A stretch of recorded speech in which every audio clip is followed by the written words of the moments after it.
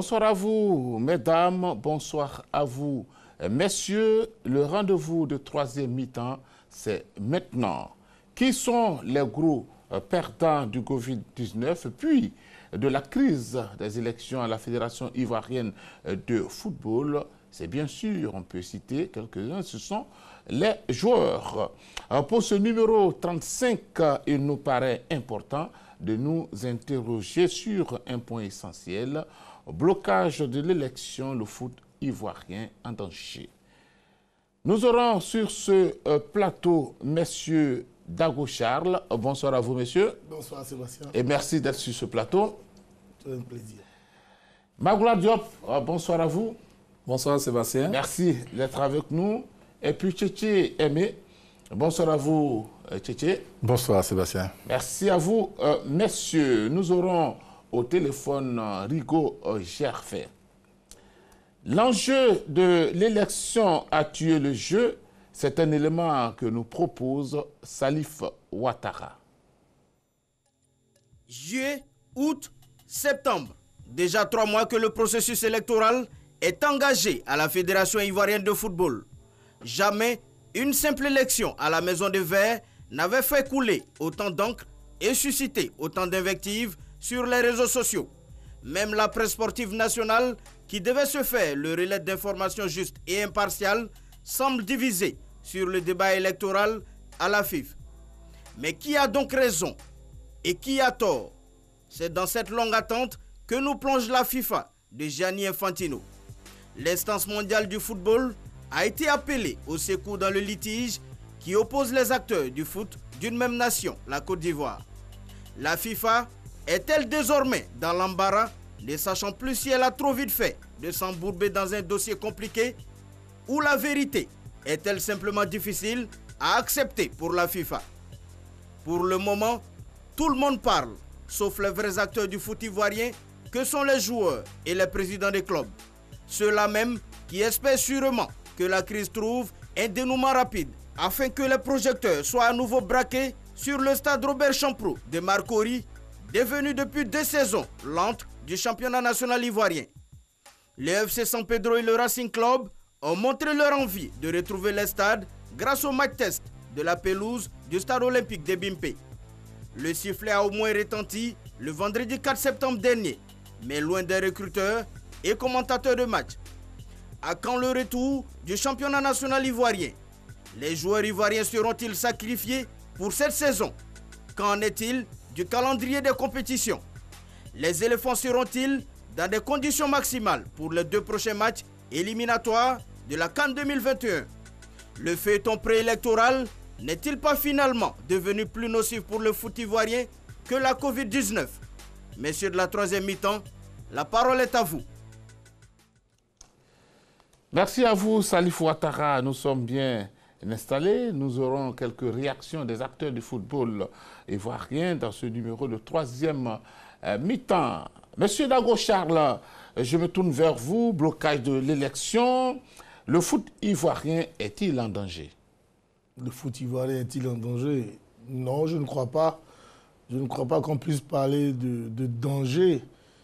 Mais force est de reconnaître quand même que la situation est intenable, est difficile à supporter.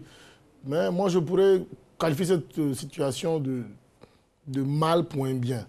De mal point bien en ce sens que ça va permettre aux acteurs du football ivoirien, aux différents états-majors qui eux-mêmes avaient songé à évaluer les tests et autres, les toilettés, de vraiment se pencher actuellement, de mener des réflexions dans le sens d'apporter des solutions déjà de façon anticipée à ce que nous vivons. De sorte qu'au sorti de cette élection, qui de toute façon aura lieu, hein, voilà, que toutes les choses soient mises voilà, en ordre et puis qu'on puisse avancer. Mais de là à penser que le football est en danger, non, je ne crois pas. C'est juste un moment de crise qui va certainement passer. D'accord. Magoula Diop? Oui, Sébastien, moi, je ne me voile pas la face. Je suis véritablement inquiet. Je pense que la situation dans laquelle le football ivoirien se trouve actuellement menace gravement sa survie. Vous savez, déjà, les élections laissent des séquelles. On a vu déjà ce qu'a provoqué les élections de 2011. Les séquelles, on les a subies pendant près d'une décennie. Et là encore, il y a une élection qui s'annonce dans un environnement, il faut le dire, délétère. Pas par des attaques directes entre les candidats, mais par l'environnement, par tout ce qui entoure cette élection-là. Tout ce qui entoure cette élection fait qu'on n'est pas vraiment dans un environnement propice à la quiétude, propice qui puisse permettre au football ivoirien d'évoluer. Là, ces élections-là, à mon avis, vont un peu pourrir l'atmosphère entre les clubs et les dirigeants du football ivoirien. En plus de cela, avec le blocage de ces élections, toutes les compétitions sont bloquées. Les clubs sont, la plupart, à 90%, ils sont à l'arrêt parce que, écoutez, le football ivoirien ne s'arrête pas aux représentants ivoiriens en compétition africaine. Qu'est-ce que vous faites du football amateur? C'est là-bas le gros lot. Et tous ces clubs-là sont totalement à l'arrêt et ne savent même pas à quel sein se vouer. Et aujourd'hui, on n'a aucune visibilité. Vous savez, il y a des réformes qui sont annoncées par tout le monde qui vont révolutionner le football ivoirien. Alors, à quoi bon reprendre une saison si on ne peut pas mettre en œuvre ces réformes-là? Or, pour mettre en œuvre ces réformes, il faut ces élections-là pour que l'équipe qui vient soit qui viendra soit une équipe légitime pour mettre en œuvre ces réformes-là, Sébastien. Donc, moi, je suis véritablement inquiet et cela peut avoir aussi une répercussion sur notre équipe nationale parce que notre équipe nationale, c'est une équipe fédérale qui la gère. Alors aujourd'hui, quelle est l'équipe fédérale qui doit gérer cette équipe nationale-là? Toutes ces questions-là que l'homme se pose.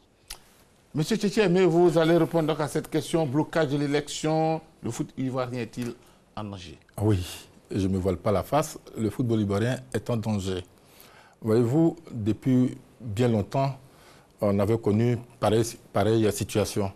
Et ce qui se passe est assez grave pour nos équipes engagées en Coupe d'Afrique, notre équipe nationale et notre championnat national. De toutes les façons, il y a de l'argent à la fédération puisque les différents candidats ont proposé entre 100 et 150 millions au club.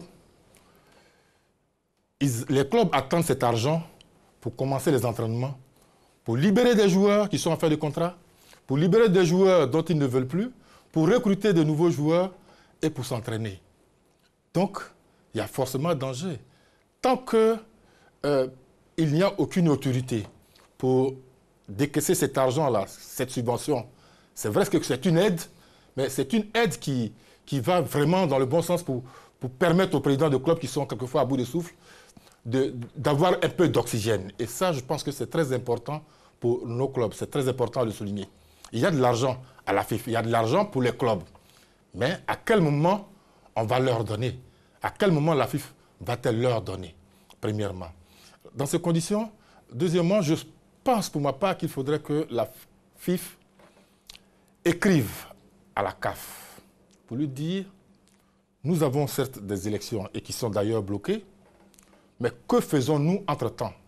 Les jours passent et se ressemblent. En attendant de trouver le dénouement de cette affaire, que faisons-nous? Quand pouvons-nous reprendre nos championnats? Est-ce que dans ces conditions, dans les conditions actuelles, est-ce que nous pouvons reprendre le championnat? Que faisons-nous en attendant d'avoir un nouveau président? Vous avez une réaction? Oui, j'ai une réaction. Je pense pour ma part qu'on se comprend tous. Hein. Ils soulignent des faits que nous connaissons tous. Mais comment je dis que la situation qui prévaut actuellement est un mal pour un bien, ils le savent pertinemment. Ils le savent pertinemment. Et que le problème qui est posé aujourd'hui n'est pas un problème extérieur au football ivoirien. Ce sont les mêmes acteurs du football ivoirien qui ont créé ce problème-là. Donc, on ne pourra pas. Et dans nos tests, c'est bien dit que quand on a une difficulté, on se réfère à la FIFA ou à la CAF. Et donc, la FIFA ayant récupéré notre problème, on est obligé d'attendre à ce que la FIFA règle cette question avant de venir à nos différentes compétitions. Donc, pour moi, la question qui a engendré cette problématique, cette question doit être réglée. Et ce sont lesquelles les questions? Ce sont ces histoires de parrainage, de présidence de commission, les hommes qu'on a choisis. Donc aujourd'hui, c'est une question à laquelle on doit porter des réflexions. Et quand la FIFA va répondre à notre, je dirais, à notre sollicitation, c'est nous qui avons sollicité la FIFA, bon, on pourra continuer notre championnat. On n'a pas à avoir peur de ce que, oui, on a des compétitions africaines. La FIFA, elle est consciente. La CAF est consciente de ce qu'on a des compétitions africaines. On a les éléphants qui vont venir jouer. Ici, au sorti des discussions avec la CAF et les différents acteurs, les choses ne vont pas dans le bon sens. La CAF aussi a des mesures. La normalisation, enfin, je suppose qu'il y a un certain nombre de mesures que la CAF pourra prendre pour nous permettre de jouer le championnat, parce que la FIFA n'a aucun intérêt à ce que la Côte d'Ivoire ne joue pas son championnat. Merci. Rigo Gervais, on va écouter Rigo Gervais. Bonsoir, oui, Rigo. Bonsoir Sébastien. Alors, au blocage de l'élection, le foot ivoirien est-il en danger? Mais bien sûr, surtout nous les acteurs au quotidien, nous sommes en danger. Imaginez-vous, depuis le mois de mars, on ne travaille pas, on n'est pas payé. Donc, près de 6 mois et qu'on n'a pas d'entrée d'argent, ça veut dire qu'il n'y a que des sorties d'argent. Donc, là, il faut reconnaître que c'est un danger, parce que c'est vrai qu'après, on va repositionner tout, mais et les acteurs, ceux qui l'animent, ils font comment pour survivre, voilà, à toute cette vague-là. Donc, véritablement, il y a un danger. Je pense qu'on a plusieurs fois crié, on a sonné l'alarme, mais il n'y a pas de plan pour pouvoir nous permettre de pouvoir tenir tout ce temps-là, toute cette transition-là. Et ça s'allonge encore avec tous ces blocages et autres. Et là, nous, on est au bord du gouffre. D'accord, vous restez toujours avec nous, hein? Allez-y, Magloire Diop. Oui, Sébastien, ce que je voulais ajouter, c'est l'impossibilité même des clubs à pouvoir se prononcer sur la situation. C'est ça aussi qui empire la situation. Les clubs ne peuvent même pas donner leur avis. Ils ne peuvent même pas donner leur avis. Ils sont interdits de réunion même pratiquement. Ils ne peuvent même pas se parler. Ce n'est pas normal.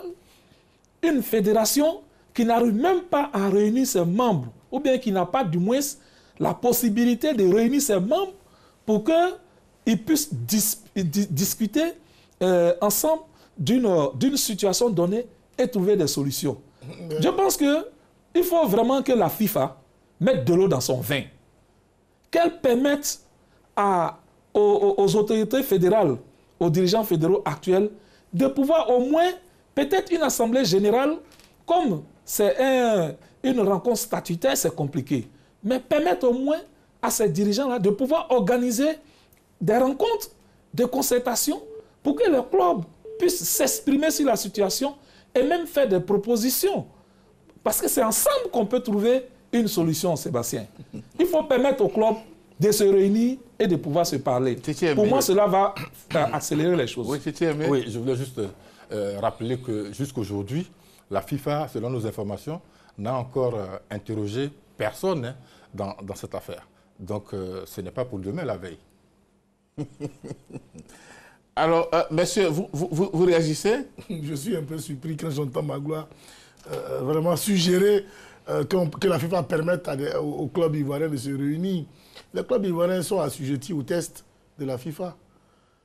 On a mis une commission électorale en place. On dit entre l'Assemblée générale ordinaire et la commission électorale, pas d'Assemblée générale.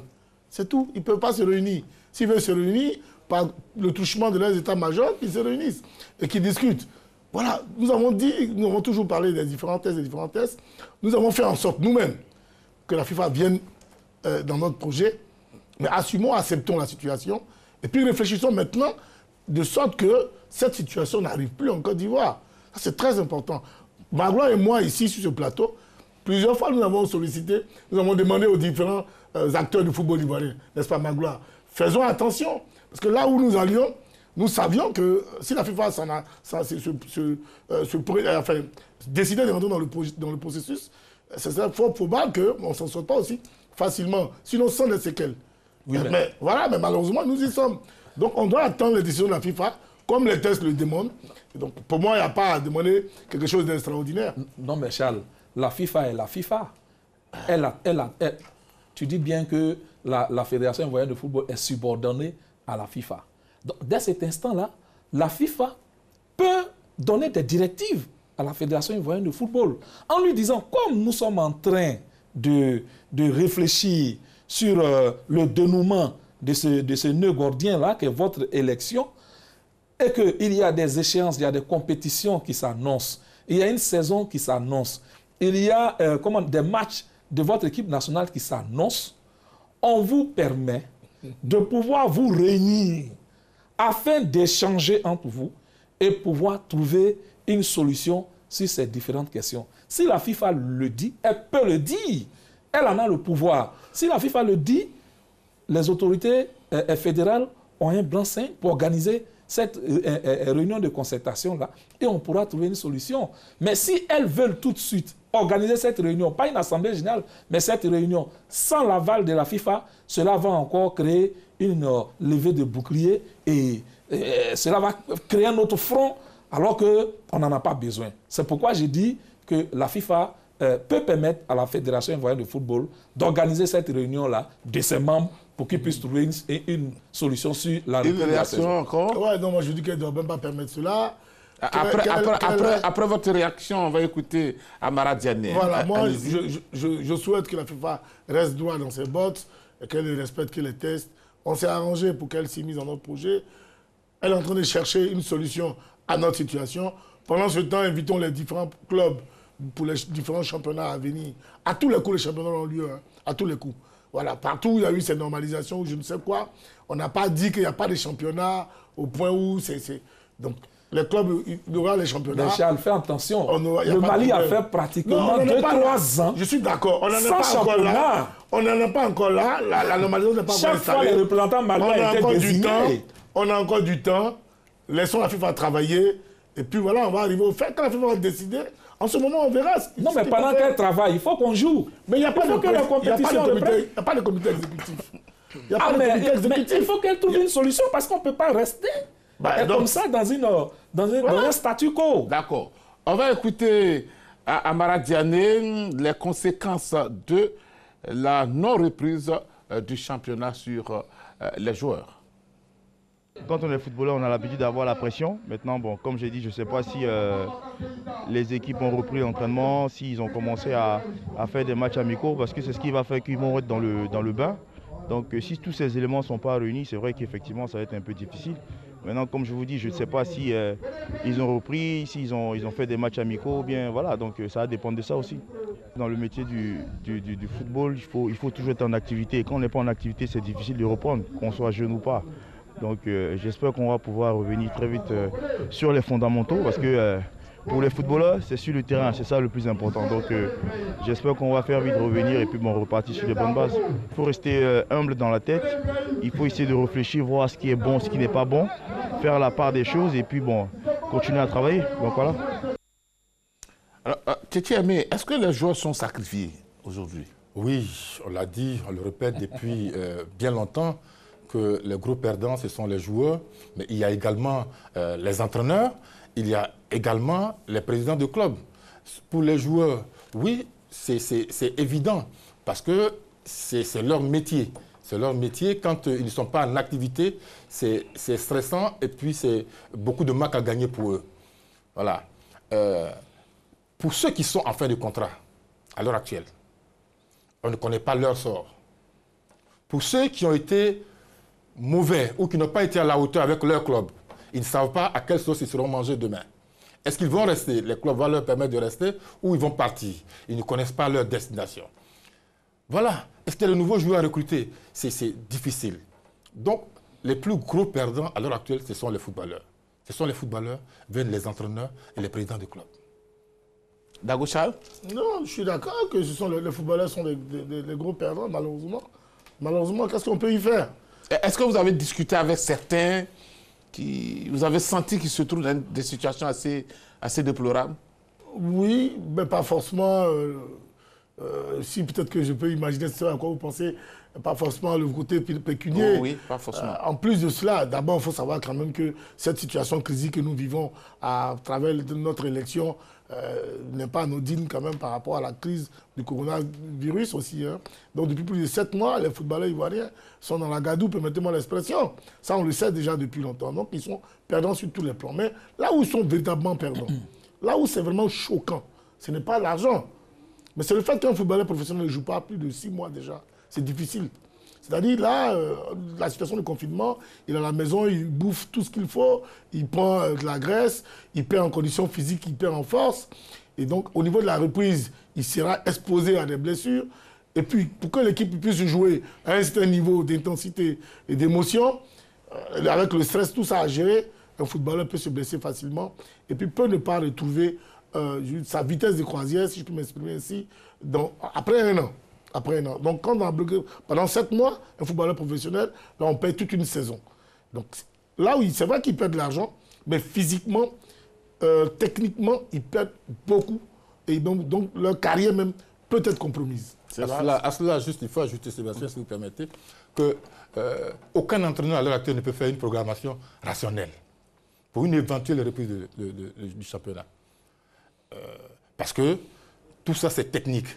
C'est-à-dire que on vous donne une date de reprise. Et c'est en fonction de cette date que vous préparez votre équipe. Or, est-ce qu'il faut laisser les enfants aller à l'entraînement parce qu'il faut aller à l'entraînement? Tout ça, ce n'est pas... je ne vois pas ça d'un bon oeil, à mon avis. Magloire Diop, 7 mois que ça dure, ça devient de plus en plus inquiétant pour ces joueurs. Oui, c'est véritablement préoccupant parce que quand on se réfère aux effectifs qui permettent d'avoir jusqu'à 30 joueurs par équipe en ligue professionnelle, ce sont près de 1200 footballeurs professionnels, même si on leur dénie cette qualité-là, mais si on veut les prendre ainsi, c'est 1200 footballeurs professionnels qui sont de fait au chômage. Parce que figurez-vous que tant que la saison ne reprend pas, les salaires, le versement des salaires ne reprendra pas aussi.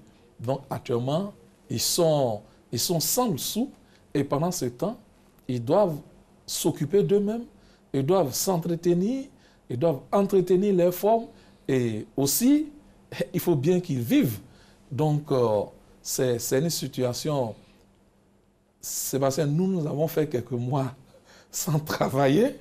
Alors, on a fait peut-être 2-3 mois sans travailler. Mais imaginez alors ceux-là qui sont depuis 7 mois à la maison, du fait de la pandémie de Covid-19 d'abord, et puis ensuite, les élections, la période électorale qui dure depuis 3 mois et qui ne pointe même pas dont la fin ne pointe même pas le bout de son nez. Donc, véritablement, nous nous apitoyons sur le sort de ces footballeurs-là.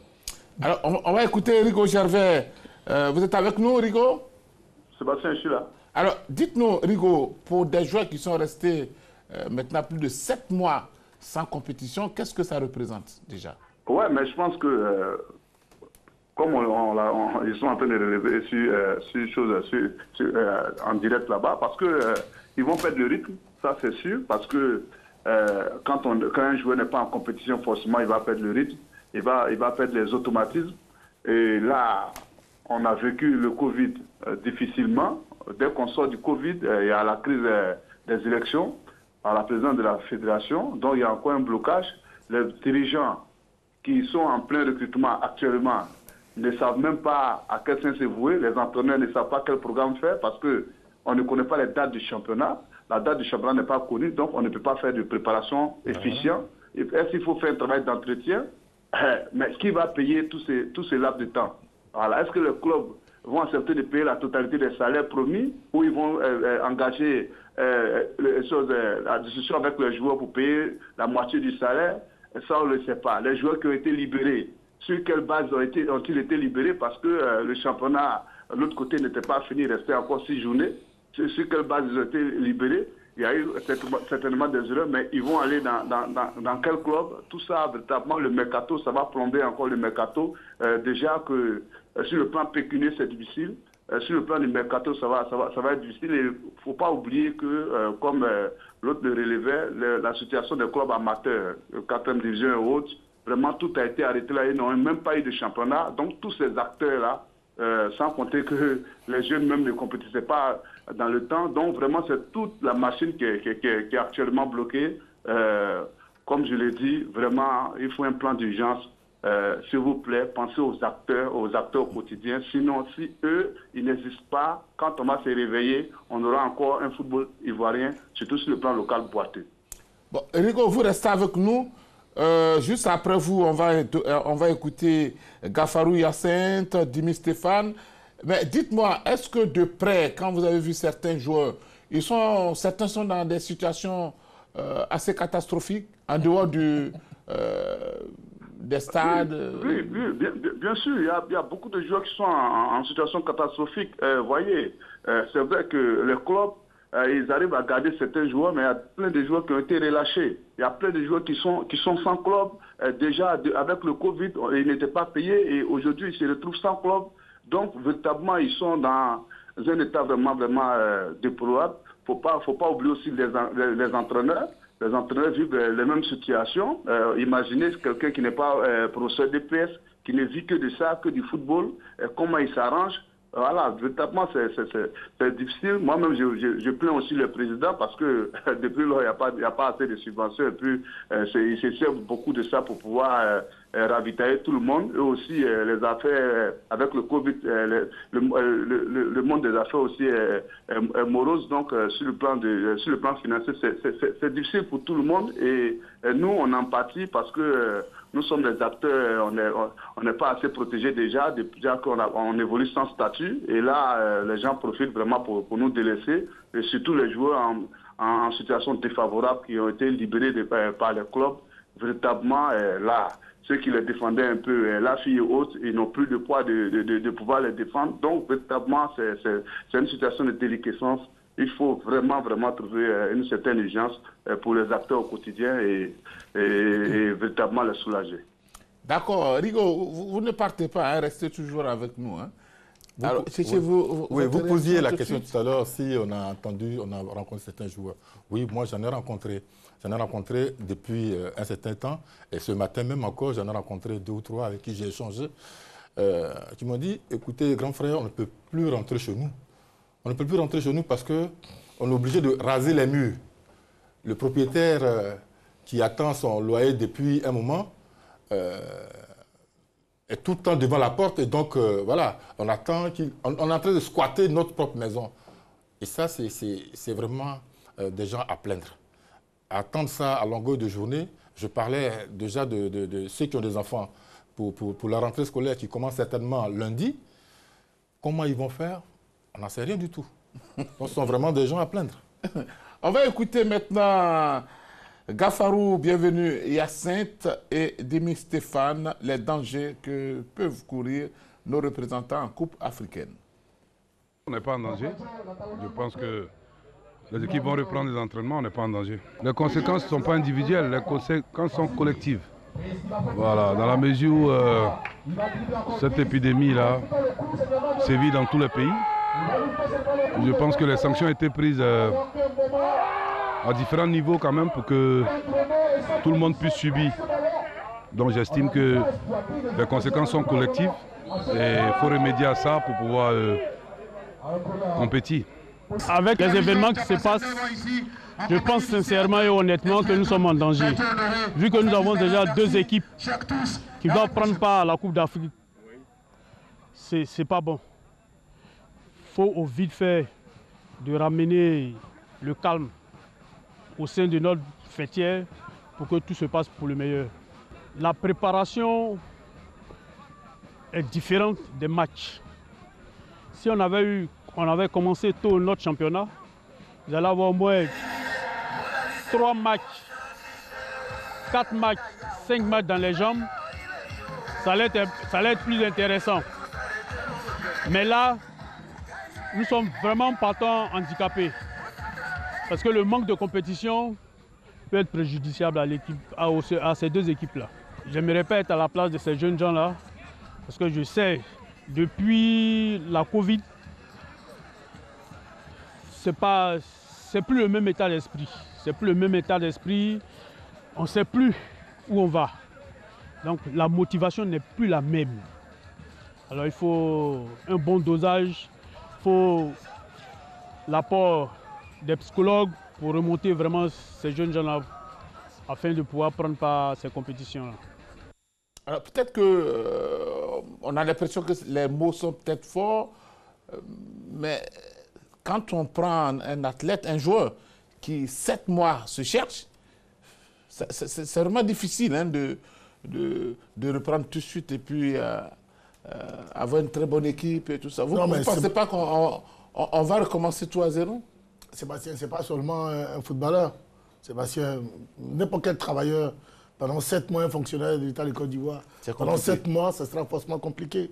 Voilà, donc ce n'est pas une affaire qui est spécifique aux footballeurs. C'est une situation difficile, oui, mais c'est surtout celle de la pré-crise, je dis préélectorale, là même, qui est vraiment, à mon sens, intenable. C'est ce qui est insupportable. Sinon, par rapport au Covid, bon, ça c'est un phénomène, c'est une pandémie, c'est une question de maladie, et donc on ne peut pas faire autrement. Aucun gouvernement n'a pu faire autrement. Mais pour ce que nous-mêmes nous avons engendré depuis 2-3 mois, là ça devient beaucoup plus compliqué. En plus de cela, s'il faut penser à la compétition, là ça devient dramatique parce qu'en temps normal, il faut 5-6 semaines à une équipe pour se préparer avant le début de saison. Là, ils ont fait près de 7 mois sans jouer. Pour jouer la Coupe d'Afrique, il faut à peu près moins 8 à 10 semaines pour se préparer. Et dans cette préparation, il faut compter certes avec les matchs amicaux, mais qui n'ont pas la même intensité. On ne gère pas le même stress dans les matchs amicaux. Il nous faudra au moins 5 matchs de haut niveau avec des véritables intensités pour que le FC San Pedro puisse aller rivaliser avec les différents adversaires sur le plan continental. Et là, ce n'est pas le cas. Donc c'est vrai, c'est difficile de voir ces jeunes gens-là dans cette situation de précarité, mais on ne peut pas faire autrement. On est dedans, il va falloir qu'à tous les coups, on trouve des solutions pour s'en sortir. Vous savez pourquoi je plains ces garçons? Regardez, pourquoi on demande à ce que les gens trouvent une solution pour que le championnat reprenne. Parce que la CAF n'attend pas la Côte d'Ivoire pour commencer, pour demander aux différents championnats de reprendre. Hein. La CAF n'attend pas la Côte d'Ivoire. Et donc c'est plus dangereux pour nous. C'est pour ça qu'on dit qu'il y a danger à l'horizon. C'est comme un footballeur ou un groupe de footballeurs, une équipe qui se met en grève, qui ne s'entraîne pas. Et le jour où le président est content, il vient, il leur donne l'argent et la grève est levée. Mais entre-temps, ils ne se sont pas entraînés. Donc voilà ce qui peut arriver à nos équipes qui sont en compétition. Voyez-vous, ils ne s'entraînent pas, mais le jour où la CAF va donner le programme des compétitions internationales, il faut y aller. Il faut y aller, il faudra y aller. Que vous ayez les moyens ou pas. C'est pas la faute. Que vous soyez entraîné ou pas, il faudra y aller. Et c'est ça, c'est de ça que nous parlons. Nous parlons de nos équipes qui vont en compétition. La faute à qui? Sébastien, déjà, la CAF a fixé le début des compétitions interclubs au mois de novembre. Moi, je voudrais vous dire que moi, je ne rêve pas. Franchement, pour moi, ça serait un miracle que nos 2 représentants accèdent à la phase de poule, aussi bien de la Ligue des Champions que la Coupe des Confédérations. Moi, je ne rêve pas. Je pense que cette année, c'est foutu. Moi, c'est pourquoi je fais un véritable plaidoyer pour le football amateur. Parce que pour moi, il faut permettre aux footballeurs d'exercer leur art, d'exercer leur passion. Et le football amateur, c'est les compétitions de district, ce sont les compétitions de division régionale et même de la D3. Figurez-vous qu'en district, en division régionale, ça va faire bientôt 1 an qu'ils n'ont pas eu de compétition officielle. Donc, c'est énorme. Qu'en est-il alors du football féminin? Voilà, c'est de tout cela qu'il s'agit, sans oublier le futsal et le beach soccer et autres, qui font partie aussi de la Fédération ivoirienne de football. Rico, vous êtes avec nous? Oui, bien sûr. Alors, Rico, aujourd'hui, comment vous voyez donc ces 2 représentants, Racing Club d'Abidjan et puis le FC San Pedro? Après vous, on va écouter Amani Yao. Je pense que c'est à eux de remodeler leur programme. Je pense ce match qu'ils ont joué avant-hier à BIP, au stade de BIP, déjà doit leur donner déjà les premiers repères. C'était une bonne évaluation. Les FC Saint-Pédro sont sur une bonne dynamique parce qu'ils ont fait un stage regroupé à Saint-Pédro, un bon stage, ils ont eu les résultats. C'est de pouvoir rester sur cette lancée-là. L'année dernière, ils sont allés en Tunisie en préparation. Je ne sais pas si dans leur programme, ils ont encore les mêmes ambitions, mais ça leur ferait du bien de sortir et de se frotter aux autres à l'international déjà. Par un stage groupé à l'extérieur, ça va vraiment leur permettre de tenir cette flamme-là. Parce que s'ils ne le font pas, ils vont perdre le rythme, ils vont perdre l'influx de la compétition et c'est ce qui va leur jouer plus d'un tour parce qu'ils vont aller de la facilité et puis après connaître la difficulté. Alors qu'à ce stade de niveau de préparation, ils doivent commencer à connaître déjà l'intensité et la difficulté de la haute compétition pour renouer déjà, puisque déjà depuis 7 mois, les joueurs ont perdu certains influx, de pouvoir sortir du pays et se frotter aux autres pour pouvoir renouer avec la haute compétition. C'est la même chose aussi pour le Racing, ils ont des jeunes joueurs qui ont le parfum du championnat, ils n'ont pas assez d'internationaux, ils n'ont pas encore connu ces joutes-là. Donc déjà, il faut pouvoir lorgner. Je n'ai pas dit d'aller forcément en Turquie ou dans le Maghreb, mais on peut aller dans les pays de la sous-région, au Mali et autres. Il y a des clubs bien organisés aussi, il y a des sparring partenaires dans la sous-région, au Sénégal aussi, tout ça, pour pouvoir véritablement tenir ce niveau international-là, faire en sorte que les joueurs aient cette pré-saison-là, cette pré-compétition-là, avant d'entrer dans le grand bain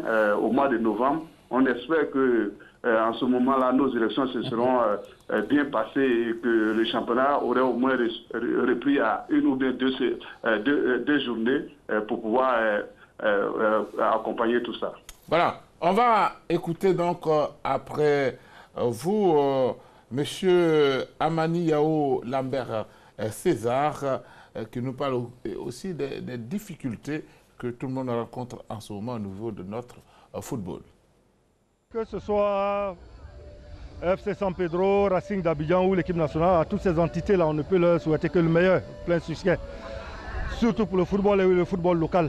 Parce que quand on regarde le dernier classement de la CAF, que la Côte d'Ivoire n'est pas dans le top ranking des 12 nations, donc il va falloir batailler fort sur la scène africaine pour essayer de récupérer les 2 places que nous avons perdues. Ça, c'est le premier problème. Le deuxième, le monde entier a été victime et est toujours victime d'une pandémie qui a bouleversé un peu l'ordre des choses. Donc voilà, cette situation-là n'est pas seulement inhérente à la Côte d'Ivoire, c'est pour tous les pays. On a connu 6 mois d'arrêt et je pense que déjà au niveau de chaque club, devant très longtemps, il faut recommencer à travailler puisque les conditions le permettent maintenant. Déjà au niveau local, pour que les choses repartent. En Europe, ils l'ont commencé, donc je pense que sur le plan local, pour ne pas être surpris, surtout que la CAF a déjà donné les dates des compétitions africaines qui commencent en mi-novembre. Donc il urge de faire partie du championnat. Maintenant, vu la situation que nous vivons actuellement avec l'élection de la FIFA, je pense qu'en bonne intelligence, les gens prendront les bonnes décisions pour que, en fait, faut que le football reparte et que le football ivoirien sorte vainqueur de ça. Non, chaque club a son fonctionnement. Maintenant, une élection reste une élection. Hein. Ça, c'est essayer de mettre un individu à la tête de la fédération pour faire avancer les choses, le football ivoirien. Maintenant, chaque club a son organisation. Donc voilà, l'essentiel c'est de repartir. Déjà, il faudrait que les clubs ivoiriens comprennent qu'ils doivent repartir et non attendre l'élection et attendre la subvention de la FIFA pour pouvoir recommencer à vivre. Parce qu'il faut reconnaître que la subvention telle que donnée là, ces 20 dernières années ont fait beaucoup de mal au football ivoirien et on le constate maintenant avec la pandémie. Donc il faut que les gens commencent à travailler au lieu d'attendre la subvention, parce que la subvention n'est pas le budget des clubs. C'est des moyens additionnels que la Fédé met à la disposition des clubs et ça il faut que les gens ils le comprennent. Tant qu'on ne va pas comprendre ça, tant qu'on ne va pas mettre des règles à travers la subvention qu'on donne comme ça, comme des bonbons aux gens, on ne décollera jamais, on ne va pas décoller. On a écouté donc Amani Yao, une réaction. Le temps d'écouter maintenant Cissé Loseni, RCA, donc allez-y pour votre réaction. Oui, je pense que César a parfaitement raison, hein, et c'est de ça que nous parlons souvent. Il y a plus, malheureusement, ce qu'il doit savoir, c'est qu'il n'y a plus de philanthropes. Il n'y a plus de gens qui investissent des milliards et des milliards, comme ça se fait en Guinée, comme ça se fait en RDC. On n'en a plus. On n'a plus ce genre de président. Donc, ils sont obligés de faire avec les moyens du bord. Par exemple, pour les compétitions de cette envergure, Coupe d'Afrique, Ligue des Champions et Cannes et Coupe CAF, il faut véritablement se frotter aux équipes étrangères avant d'aller à la conquête de l'Afrique. On ne se lève pas comme ça en sortant de l'un entraînement à Yopougon ou au Parc des Sports pour aller affronter le Zamalek d'Égypte. Ce n'est pas possible. Voilà. Donc, il faut que ces équipes-là se donnent les moyens pour pouvoir sortir, participer à des tournois. À l'époque, il y a quelques années, c'est les tournois qui étaient organisés ici même à Abidjan pour permettre à la SECAL Africa, aux équipes en compétition africaine, de s'aguerrir, de se frotter aux équipes. Alors, on va écouter Cissé Logo Sina, président RCA, Diabaté Vassiriki, entraîneur de RCA. On va écouter comment est-ce qu'il se prépare en ce moment. Avec beaucoup de clubs en Côte d'Ivoire n'ont pas repris. Du coup, on faisait appel au centre de formation, un peu ça et là, pour essayer de faire des matchs. Voilà, pour nous, le premier véritable match test, c'était le vendredi, voilà, contre le FC Sampdoria. Un match perdu 3-0. Comme je l'ai dit, nous, véritablement, la préparation va démarrer maintenant. Voilà, ce match est pour nous comme un curseur, voilà, qui nous a permis de voir à quel niveau physique nous sommes. Je crois qu'il y a des satisfactions dans ce match. Voilà, au niveau athlétique, ça nous a vraiment permis de jauger notre niveau et de réorienter notre boulot de préparation sur certains aspects. On a prévu aller au Ghana une fois que la situation le permettra. Donc on attend de se préparer pour. On va essayer de livrer 4 matchs amicaux là-bas, au Ghana. Donc voilà, pour essayer de voir un peu le niveau de l'équipe. Mais pour vous dire sincèrement, en l'absence de compétition réelle au niveau local, pour moi, ce serait compliqué réellement pour les gamins de s'en sortir. La semaine dernière, ils ont démontré tout ce qu'ils savent faire. Je pense que cette année encore, le groupe est resté et on essaie de renforcer l'équipe pour donner encore une meilleure image au plan africain. Mais vous convenez moi qu'un footballeur qui est à l'arrêt, qui ne compétit pas, qui se lève tout d'un coup pour aller dans une phase d'élimination directe, vous comprenez que voilà, c'est pas évident. C'est pas évident, donc vivement que le championnat reprenne et qu'il puisse avoir des matchs de compétition dans la jambe avant d'aborder un peu ces tours-là. On a un partenaire qui est l'OGC Nice, via le groupe Ineos, qui nous soutiennent financièrement. Donc je pense qu'on a presque établi le budget. On va essayer de leur soumettre pour voir à leur niveau ce qu'elle aide peut nous apporter, ce qu'elle aide supplémentaire peut nous apporter, en plus de ce qu'ils nous apporte déjà comme aide. Donc je pense qu'à ce niveau-là, on essaiera en tout cas d'être à l'abri du besoin pour essayer d'aller faire une belle campagne africaine. Alors, Enrico Gervais, vous avez écouté Cissé Logo Sina et Diabaté Vassiriki de Racing Club. Oui. Je pense qu'ils ont commencé quand même à se préparer. Hein? Ah oui, ils ont commencé à se préparer. Ils ont dit qu'ils ont eu un match repère à Ebimpe. Ça a été une bonne évaluation pour eux, même s'ils ont perdu. À partir de là, il faut qu'ils saisissent le taureau par le cornes parce qu'ils ont des jeunes qui n'ont pas le goût de l'international. Et ça, c'est très important en Coupe d'Afrique.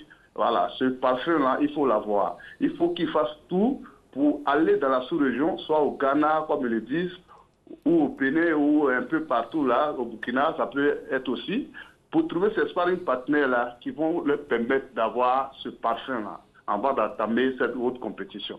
Voilà, parce que la Côte d'Ivoire déjà avait avant 4 places. Et aujourd'hui, on est passé à 2 places. Donc, ils ne compétissent pas seulement pour le Racing Club d'Abidjan. Ils compétissent pour toute la Côte d'Ivoire. Il faut qu'on rattrape nos étoiles. D'accord. Voilà, D'accord. Merci à vous, Rico, pour votre participation à ce numéro de 3e mi-temps. On va écouter maintenant M. Bouaziz Abdelkarim. Il est le président délégué du FC San Pedro. Comment est-ce qu'on se prépare? Quelle est la politique également mise en place? On a fait un stage à Abidjan pendant 2 semaines. Puis on est parti à San Pedro pendant 3 semaines. Puis on est retourné encore à Abidjan. Donc, et on cherche à avoir même un stage à Ghana ou bien dans un autre pays où il y a des clubs qui ont déjà commencé pour pouvoir faire des matchs amicaux avec des clubs habilités à des compétitions africaines. la non-fixation de la date de reprise du championnat, ça ne peut être qu'un handicap. Dès le début, M. Mohamed Ali, le président du club de FC San Pedro, il est toujours ambitieux. Et il veut toujours qu'on fasse des bons résultats de chaque année. D'accord? C'est-à-dire, si l'année dernière, notre objectif, c'est d'être champion à l'échelle nationale et d'avoir au moins un quart de la phase des poules, cette année, il ne peut pas accepter moins que ça. Donc, notre objectif cette année, toujours le championnat, la Coupe nationale et à l'échelle africaine, c'est d'avoir un grand pas dans la compétition africaine, pas moins d'un quart de finale cette année. Non, pour cette année, sincèrement, on n'a pas reçu aucun franc pour la compétition CAF, la subvention de la FIFA concernant la CAF. Mais, Inch'Allah, ça serait bientôt. Mais on a préféré qu'on le reçoive le plus tôt possible. Alors, ces interviews nous ont été proposées par Patrick Dadier et Esso Jean-Sylvain avec, bien entendu, la participation de Gamblé Konaté. Messieurs, vous avez écouté les différentes parties concernant les préparations de ces équipes.